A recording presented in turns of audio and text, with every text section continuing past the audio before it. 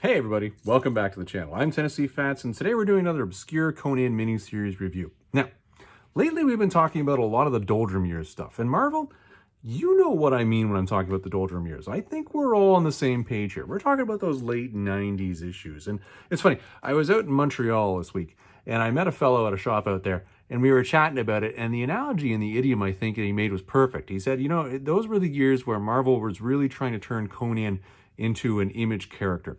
And I was like, yeah, that's it. That's on the nose, buddy. On the nose. So that guy nailed it. But this is not the Doldrum years. This is a little bit later, okay? So you as the reader at this point in time, we're in the 2000s. We're talking July through November 2006 here, okay? Doldrum years are behind us. We're now reading the quality Dark Horse Conan stuff that's coming out on the regular series. That's the Cary Nord stuff. You're really looking at the quality there, and the art's coming through, and everybody's happy. And then this happened. This is what we're talking about today. Conan and the Songs of the Dead. Now, it's a Dark Horse story. And I tell you, when I picked this up, I was like, oh, some Dark Horse goodness here. Well, I don't think goodness was the right word for this. I'm going to stop spoiling this. Hey, let's just do the standard disclaimers right here. Everybody, I'm going to go through this entire series, all 5 issues. We're going to flip through the pages. I'm going to show you the art, and I'm going to go from beginning, middle, assuming there's a middle, and an end, and we're going to talk about this. And at the end of this, you're going to find out what happens in the story. So if you're saying, Tennessee Fats, don't spoil this for me, I want to go find this on my own and read it, then stop watching this video right now. Fairly Warren BE says, second disclaimer I'm throwing on this one. Oh my God. The Freudian stuff that fits in this book, and is particularly the first 2 issues, I don't know what's going on there. I really don't. So for our younger viewers, also Fairly Warren BE says That's it. That's the only warning you're getting. All right. So without any further ado, let's stop looking at my ugly mug. Let's get into the book and talk about it. And then we'll come back to my ugly mug at the end where we do the big wrap up.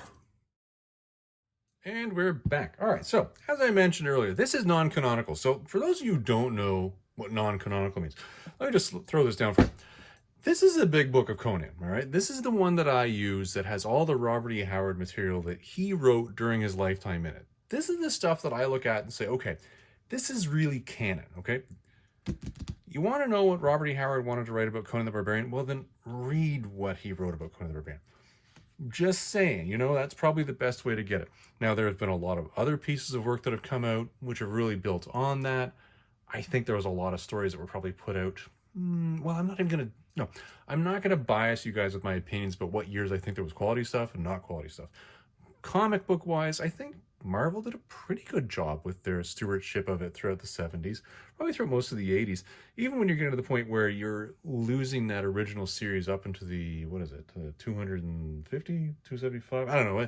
When they lost that series and then they started to go off on the miniseries, that was kind of when things started to go downhill and you started to see a lot of stuff where you're like, well, would Conan really have done that? It's funny, because I'm sure there's tons of Star Wars fans out there where as soon as you mention canon or non-canon, oh, I know exactly what you're talking about. Yeah, I'm sure you do. And I'm sure there's a lot of Star Trek guys out there that are going to say, well, I can't believe you didn't even mention Star Trek here, Tennessee Fats. Well, you know what? I didn't. So, anyways, let's get into this one. Conan, the Songs of the Dead. Now, as I mentioned at the beginning of this one, and you'll notice I just went a little high on the voice there because I really want to just having a hard time here on this one. Let's get through the books and I'll show you guys why, okay? Here's issue 1, okay? So the art, it's standard comic art. It looks kind of cool. It's kind of painted. Here's a bad guy. At least I'm assuming he's a bad guy. It looks like a bad guy. Conan's down here doing his skulking thing. And you're like, okay, Conan and the Songs of the Dead. So this is really, I think, where things start to go wrong. When you're saying things start to go wrong at the beginning of page 1, you got to say, huh. So Conan, you find him here. He's out in the desert, and there's a boar there being chased by a dog. And Conan has decided that he's just going to catch whatever the slower of the 2 is and kill it to survive. So he decides to kill the dog and doesn't cook it. He just eats it. And you're like, oh, that's wow. Okay. Well, he's a barbarian. He had to survive. I get it. Good theme. Good setup here for the whole theme as to where we're going. This is where you're kind of saying, yeah, I've seen Conan befriend dogs out in the wild on comics so many times. Why would he have just eaten this one when the extra 2 steps would have gotten him the boar? I don't, whatever. Anyways, cut scene to the future. Conan's walking along and he finds, guess what? A friend of his. And this is Alvazar, there you go. Alvazar, who apparently Conan knows. Now, I tell you, I gotta put this down here. This series, I could find nothing online about at all. Nothing. I went to the Conan fandom site where typically you can find a lot of synopsis of particular issues, particularly the whole Marvel and the mainstream ones. I found nada, zip, zilch, and bupkis on this one. Dramatis personae? Who knows? So really, as I'm going through this one, I'm meeting these people for the first time, which is cool, but maybe there's a reason for that. Anyways, he finds his friend Alvazar here, buried up to his neck in the sand, and I guess he's being eaten by ants. Let's assume it's ants. And they're talking, and he's like, I was captured, and can you help me out? And he's like, yeah, no problem. Here, I'll just squeeze some of the juice out of the entrails of that dog that I just killed into your mouth, and then everything will be fine. And then these other guys show up. Now, Alvazar, I think we have a good sense from the early dialogue here, he's not that good of a dude here, not that reputable. And these guys are like, no. He stole something, and he's buried up to his neck, and we're supposed to sit here and watch him die. And he's like, well, and Conan, it really starts to go down the garden path here. Let's just call it that. And well, we're going to find that we get to a certain point, I'm going to stop just going through the detail and the minutia here because we're so far down the garden path. It's just, why bother even unwinding the garden path at that point? Anyways, Conan decides to demand that he's going to that they're going to dig out his friend and that they'll be allowed to live. And Conan says, no, because they say, no, we're not going to do it. And he just slaughters them all. And this guy says, I'd ask for mercy. And he's like, no. You see, you stepped on my dog. Well, that's the dog you killed. I don't get it. And cuts his head off. Anyways, he's talking to his friend here as he's digging him up. But first he slaughters another guy that was almost dead. Because he says, well, I can't fix you. And then digs him out, and they're wandering away. He says, how did you end up in here in the first place? And what's going on? It's like, well, this thing here, which is the root, is what they refer to it. I'm not even going to give you all the names on this stuff because it's not important. Conan says, no, you stole it. Now I'm stealing it from you. It's mine. And tell me about it. How did you come about this? And they go wandering off. Now, this is, here. I'm going to go to this panel here. This is kind of an interesting one because this kind of sets the theme. Because now we're going to learn a little bit about Alvazar here and how this whole thing happened. Well, I honestly think, and we're going to see this coming along a little later, what Dark Horse was trying to do here was create one of those buddy cop type scenarios. Alvazar, throughout this entire thing, seems to be making funny jokes, jabs at Conan. And at a later time, you find that he has this weird fixation with rice. I don't know where that came from, but, it's something that even Conan just sort of makes fun of, and they have a joke about this. Weird. And they have this sort of banter going along where at the beginning here, it's really goddamn annoying. Like, really annoying. And you're like, I don't get this guy. Is he a good guy? Is he a bad guy? Are we waiting for him to stab Conan in the back? I don't get it. Anyway, the theme setting here, and it's done. And at this point in time, I, as the reader, me over here, Tennessee Fats as the reader, was going, ugh. Anyway, then you get to the little backstory, and he's like, I was hired by this guy, I just killed this other guy in a bar, and he says, oh, no, I need you to go and steal this thing for me. And he says, yeah, no problem, just tell me about it. And he climbs into a cave and slaughters a bunch of guys and kills a giant serpent. And you're kind of getting a sense at this point in time, wow, this guy's hardcore. Like, I can understand why Conan sort of somewhat respects him because he's badass. I kind of get this. And then you see him here and, oh, what's this? It's a giant phallus on this demon statue, and he rips off its pecker. That's the root thing that he was after, which Conan just grabbed out of his hand and is now, waving around. Weird. Just really weird stuff. Anyways, they're continuing to ride through the desert, and suddenly they're set upon by rocks. Yeah, rocks are attacking them. And the Djinn of the Stone comes out. And the Djinn of the Stone says, oh, well, I see you've got the root. Oh, well, let me show you what you're supposed to do with that root. Now, this is where, given her attire, and given the amount of comics I've read in my life, I kind of step back and say, wait a minute, I think I see where this is going here. Is this some sort of like bad 1970s porn type plot line? I don't know if I like where we're going with this. Because as we know, most comics in the 1970s are following a bad 1970s porn plot line. At least that's my assertion for the day. And we get to this. Oh, well, you're supposed to stick this root in this. Yeah, we're stopping there. Anywho, sticks the root in there, and again, you're like, okay, bunch of mummies, and she's leading them forward and says, oh, no, your reward's going to be coming, and it's going to be fantastic, but, it's been really lonely for the last couple hundred years, so how about, you and I shtup just right here, right now, because, I need to turn into a human woman so that this will be all good. At which point in time she says, well, I'm good for another couple hundred years. And he's like, 100 years? I thought I was better than that. And you're like, really? Really? Really? Like, this is... This, remember I mentioned earlier the whole bad 1970s porn plot line, like, what? And, you know, with the whole root thing, like, I don't know. I honestly don't know. Like, anywho, remember I warned you guys up front. I totally warned you, so don't say I didn't, all right? I didn't write this crap. Somebody else did. I'm just giving you the recount. Anyways, so he's like, okay, well, where's my reward? And suddenly the mummies are attacking him. End of issue 1. Yeah, all that happened. Yeah, so, you know, that kind of happened. You know, there are times in life where you say, well, now what do we do? You go on to issue 2, that's what you do. Woo, yeah, why not? Anyways, so into issue 2 here, and as we know, Conan's being attacked by mummies, set upon... Basically, I'm guessing that I've been trying to kill him because the Jinn woman is not too pleased with his performance. I don't know. Notice the inflection at the end of my sentence there? I have no clue. I really didn't get to see it, and I'm glad I didn't. Fortunately, most of that was off thing. Anyways, he's there slaughtering away at the mummies. Everything's going fine. The Jinn's, you know, doing his thing. Alvazar is then heading off because you see, now you're finding out that he's supposed to get a jewel. Oh, a jewel, you say. Oh, he's supposed to get it off this giant mummy. But, you know, it just wasn't supposed to come easy. So you're supposed to fight just for the hell of it. Oh, all right. Well, now the mummy's alive. The giant mummy, who used to be a king, apparently. And his job now is to protect the jewel. And Conan just summarily hoofs him over his head and bashes him into a wall, or a pillar more correctly. And that's it. Alvazar, who intelligently had stolen the jewel, which just is a jewel here, which somehow was attached to his finger, but I don't see it on a ring anywhere, which is weird. Gives it back to Conan because he recognizes, yeah, I probably should just give this to you. Things are going negatively for the Jinn now because they've got the root and they've got the jewel, and she makes some sort of weird allegory to the fact that they're supposed to go find the wizard's hand in a book now and just head west. At which point in time, Alvazar is like, why don't these people just speak in English? I don't understand. What the hell?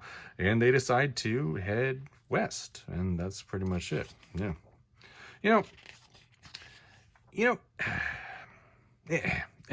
I'm stopping there. More of the witty banter. And here's where we're introduced to Bad Guy. Now, Bad Guy, what was his name? I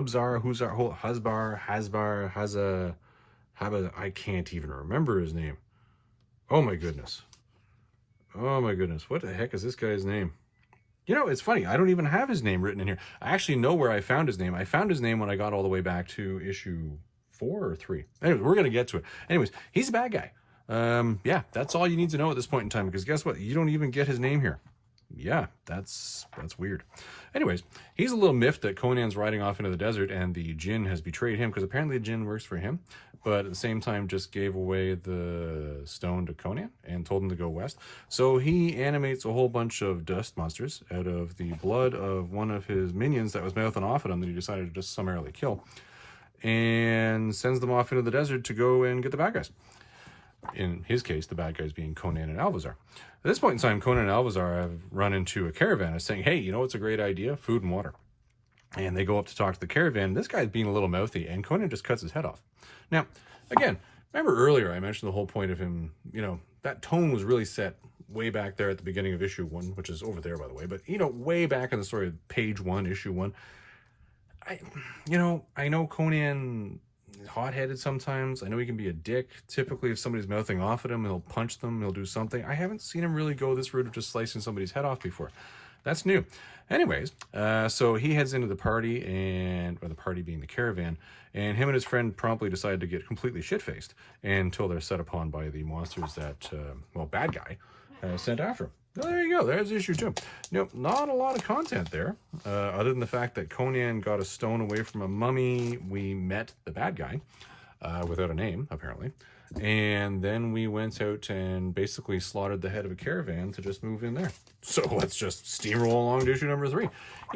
It's one of these things where, remember earlier I said beginning, middle, and end? In theory, this would be the middle. Issue 3 out of 5? For sure. So we should be seeing some sort of, clarification, hubris, climaxing, all that sort of stuff. No, we already saw climaxing earlier. Never mind that now.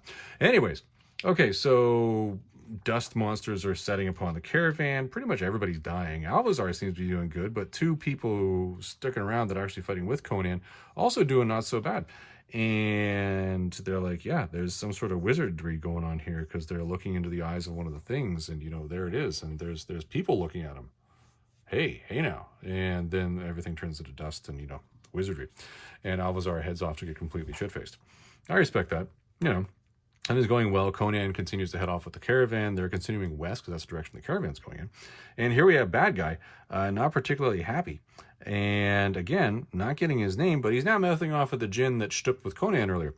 And she's like, no, master. I was just, playing them. It's, I can make you feel good. Don't worry about it. Yeah. And he's like, yeah, I'm not really gonna put up with that, especially when she sends her mummies against the wizard here. And he's like, no, your stuff is just dust to me. Now get in the damn bottle. Effectively, that was summarizing. That's what happened. Anywho, Conan and his buddy are heading out. And I love the fact that they draw him in here picking his nose. That was fantastic.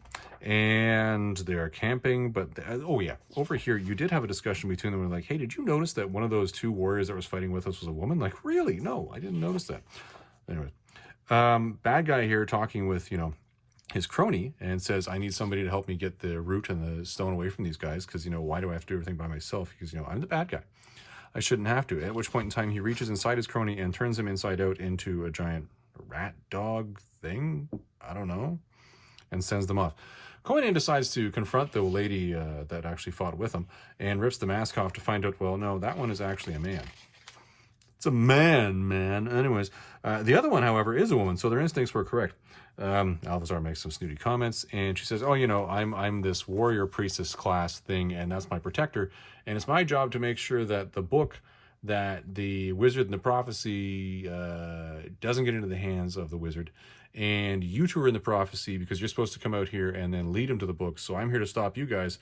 But at the same time, I'm not stopping you. And Conan's like, well, why don't you just buy this stupid root stick thing from me and this jewel, and we'll be done with it. And she's like, no, I don't have any money. And I'm like, well, hold on. I don't understand. If your whole job here is to get this, just get the damn money. But no. So they decide they're just going to follow Conan and watch him. And I'm like, wouldn't you be doing more than that if you're serious about, not doing this? I don't understand. I don't get it. Anyways, Rat Dude sneaks up on Conan and tries to rip the phallic symbol off his neck with the stone. Conan wakes up, kills Rat Thing, and then promptly sees an eyeball inside his mouth after it's dead and starts carving it open to find that there's a man inside that rat thing. And that's really gross. And this is when... here, doesn't even matter. Her name starts with an O. She comes walking over and says, no. That guy is a disciple of the great Thothomon. Huspas. There you go. There's his name. You finally get his name in the third issue. And there's the obligatory snake that has to be there the minute you mention the fact that he is a disgraced disciple of Thothomon. Like, okay. So here's where we're getting to the Conan mythology. Okay, so was this the middle of the story? Well, yeah, it was, because mathematically it's number 3. Not really getting much of a sense of the climax of what's going on here. We know who the bad guy is now. That's a good thing. And at least the stooping stopped. The unnecessary stooping, sleeping with the djinns that are dust that turn into... I don't even know what they were going for there. Anyways, on to issue 4, because you know what? This far into it, we might as well finish it. Well, they're clicking along, and Conan has been made the head of the caravan, and he continues to lead them on west. And this is where we start to see Huspas. Up to this point in time, all we've seen him doing really is being a dick to his minions. And, he kicks the body of the rat thing that he turned inside out. And this is where he really turns into a dick. For me, this is where I was like, wow, that's a dick move. He sees a bird flying in the air and just kills it, just for the hell of it, because he's like, why don't we have the raw materials for good sorcery anywhere? And then he sees a camel just apparently walking by for no reason and kills that. And shakes his fancy stick at him and turns it into a flying camel bird thing, which, that's kind of cool, but did you have to really kill those two to make that happen? I don't get that. Anywho, he goes riding past Conan in the caravan, heading west, because everybody's going west at this point in time. Alvarez makes a joke about the size of the droppings that camel bird thing is dropping. And everybody's continuing to talk about this, and she's sort of hinting now that maybe she has the money to pay for this stuff, and that maybe Conan should just sell his stuff. And Alvazar is like, yeah, we probably should. But Conan's like, no, I want to see this thing through a little bit more. And we're going to head into the forest here because, we're all heading west as part of this caravan. And then they're set upon by just a random group of Picts. Yeah, that happened. I'm not entirely understanding where the Picts came from. It seems strange to me. They're riding through a desert and suddenly they're set upon by Picts in a forest. There's a huge battle. Pretty much everybody dies, and at the end of it, these undead sort of things come wandering in on the guess through the three survivors, well, the four survivors, plus I guess a couple of the caravanners.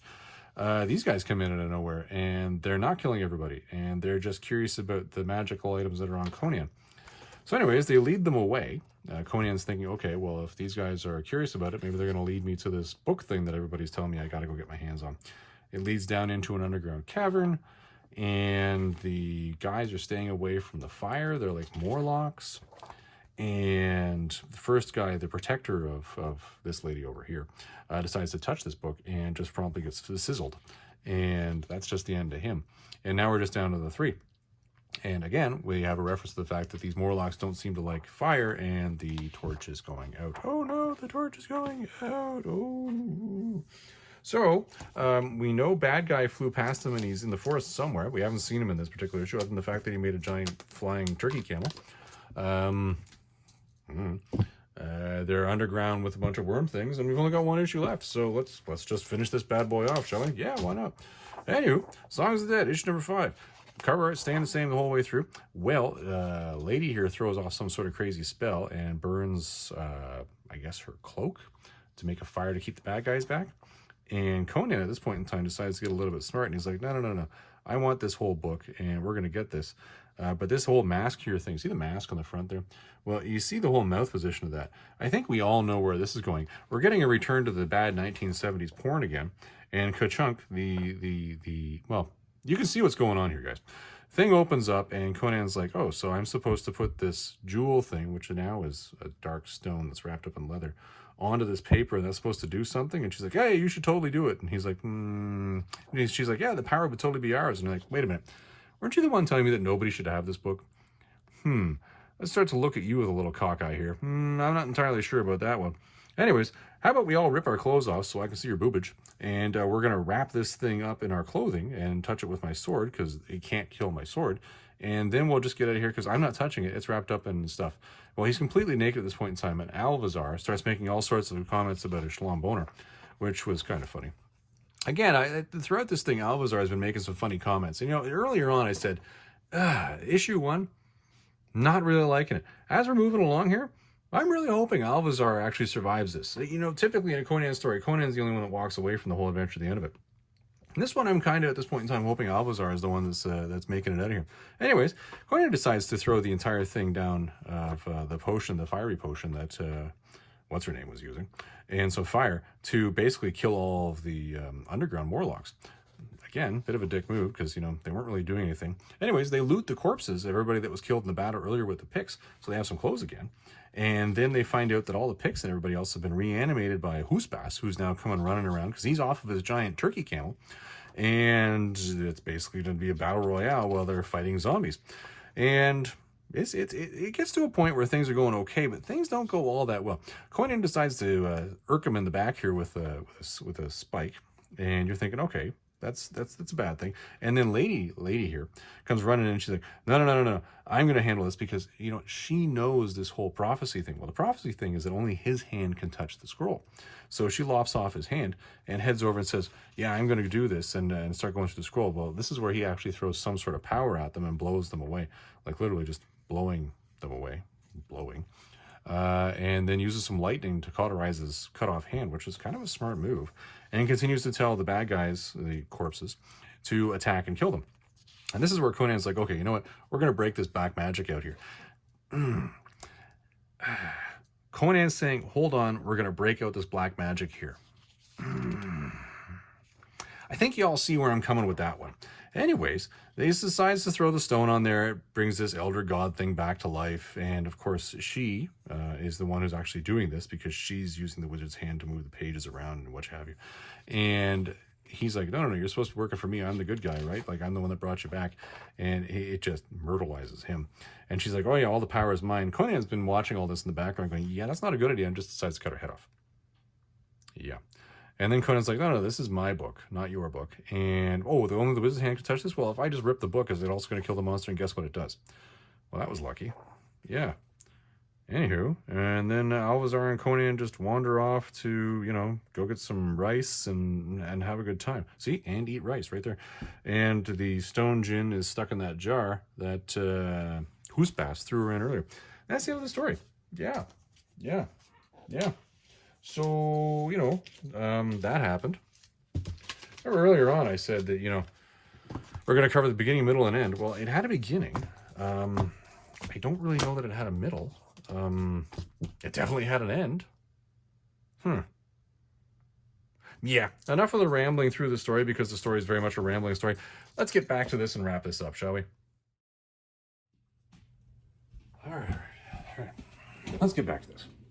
All right, what did we think of this? It's conclusion time. Well, did you notice how when I was going through this one and I was giving you the page by page on it, I was saying, and then this happened, and then this happened, and then this happened, and then this happened? Did you notice how we went through that sort of whole just falling along in a series of events? Yeah. Remember at the beginning of this, I said we're going to go to the beginning, middle, and end of the story. Was there really a middle to this story? Was there really a beginning to this story, for that matter? That's a really esoteric question, but we're not going to get into that one today. We're going to go with the middle one today. Was there a middle to this story? I'm having a hard time with that. I really am. Art-wise, and you guys saw the pages. You saw what the art looked like. The art wasn't bad. The cover art was okay. The interior art was okay. I didn't think there was anything stand out just screaming fantastic to me. I didn't think there was anything standing out screaming, this is terrible. A la, Conan the Exile? No, I didn't see anything like that in here. I saw, okay, the art's all right. Now, let's talk about writing. Let's talk about that, shall we? How many times in this did I warn us that we were heading into bad 1970s porn type quality writing here? How many times did I say that? At least twice, I think. Yeah, I think we did this one at least twice. And in actuality, when you read this one page by page, it's a lot more. It's a lot more. I really skipped a lot for you guys here because, quite frankly, but I don't think you need to be exposed to all that. Because you know what? You've got young, impressionable minds, and you don't need these books ruin them. Because you know what? Comic books, they're like crack. You don't want them on your brain. Yep. That's what I'm saying. But no, this in particular was not good.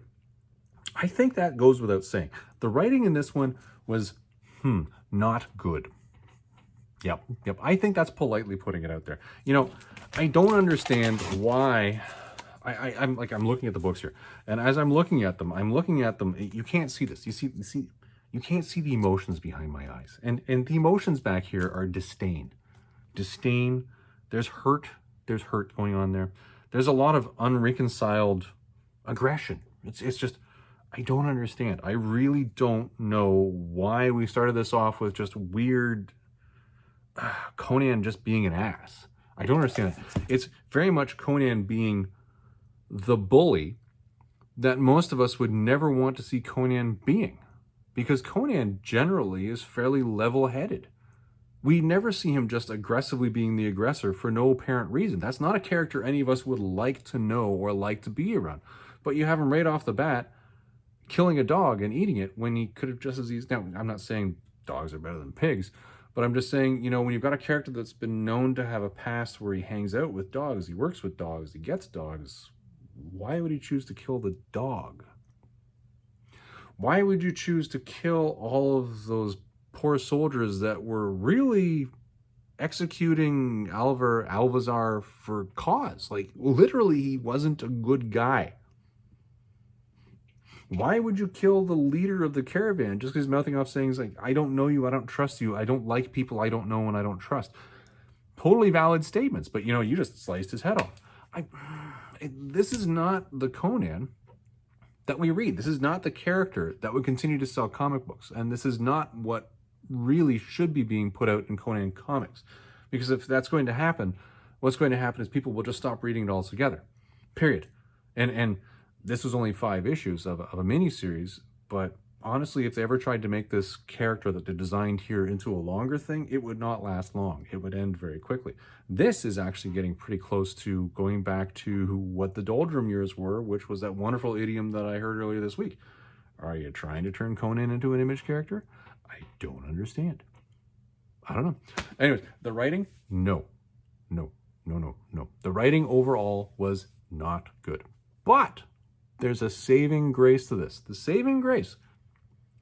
It's funny because in issue 1, the saving grace really just made me, especially right on that first page when it happened, when you started to see that buddy type chummy, stupid commentary going on, and you're like, I'm not liking this. I'm not liking this. I don't know this Alvazar guy. I don't like where this is going. I don't like it. By issue 3, you're like, okay, I'm beginning to get this guy. He's like the Jerry Lewis to Conan's Dean. I'm like, okay, all right, I'm getting it. By issue 5, I'm like, man, you heard me say it. I honestly hope he's the guy that's going to survive this at the end of the day. And you know what? He did. He did. And that sort of made me happy. So the stupid about this is the saving grace for this entire series was the stupid Alvazar guy. Holy crap. It's only when you say it out loud that you make it go, wow, really? That was the saving grace. Huh. Well, you know, sometimes we have epiphanies down here in the Hall of Comics, and I guess that was one. So, should you buy this? Should you go out and buy these 5 issues of this? Or go try to find the trade paperback because you're saying to yourself, man, do I ever need to read? No. No, you do not. Don't do that. No. I've done this so you don't have to. You can thank me later. Okay. All right, everybody, let's finish this one up. Everybody, that's our episode for today. It was a relatively quick one. I didn't want to really drag this one out because I think it was fairly quick up front within about the first half of issue 1 that this was not going to go well. And it didn't. So, if you like Robert E. Howard content, if you like my reviews of these things, if you like the snippy comments I make, and even if you like my long, rambling old man stories, well, by all means, give the video a thumbs up. If you like this sort of content in general, hit the subscribe button. There should be an icon down around there that's been on the entire video. Just click it, subscribe, and quite frankly it helps other people find the channel. It helps this channel grow, and it helps me continue to put these things out for you guys. Everybody, I hope you have yourself a great day. We'll see you in the next video.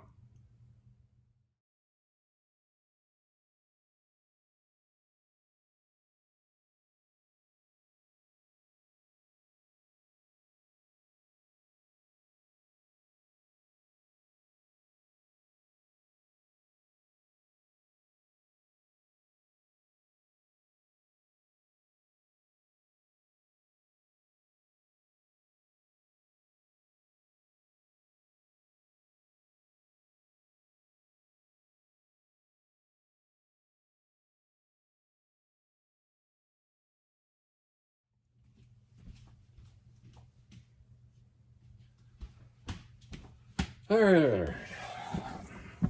Well, everybody, I hope you enjoyed this one. And if you stuck around this long, I wanted to take this minute to really say thank you. I tell you, and I'm saying thank you to one particular person. And this one particular person I know is never going to see this video. And you know why? Because they have nothing to do with this channel and they will never watch my videos.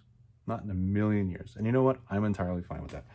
I'm going to just move outside of the veil of Tennessee Fats for a moment. This last week was a very reflective week for me.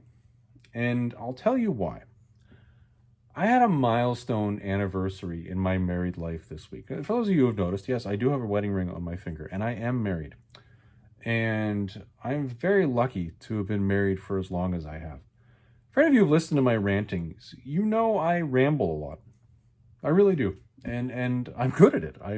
I ramble with the best of them. You know, it's funny.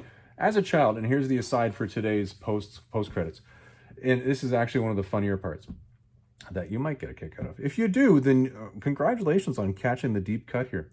As a child, growing up in Ontario, I used to watch a show with my father and my grandfather called The Red Fisher Show. And The Red Fisher Show was a story about a guy, well, that's not a story.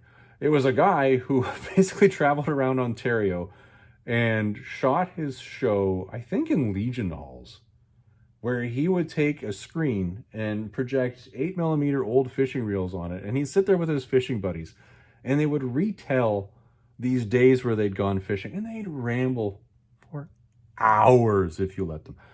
And it's funny, I guess that really made an impression on me because in my old age, I recognize now that I ramble like you wouldn't believe. This aside that I'm in right now is an aside that's gone on for at least 40, maybe 50 seconds now, rambling about Red Fisher. That has absolutely nothing to do with the content, but just to give you a sense of the strength of my rambling game.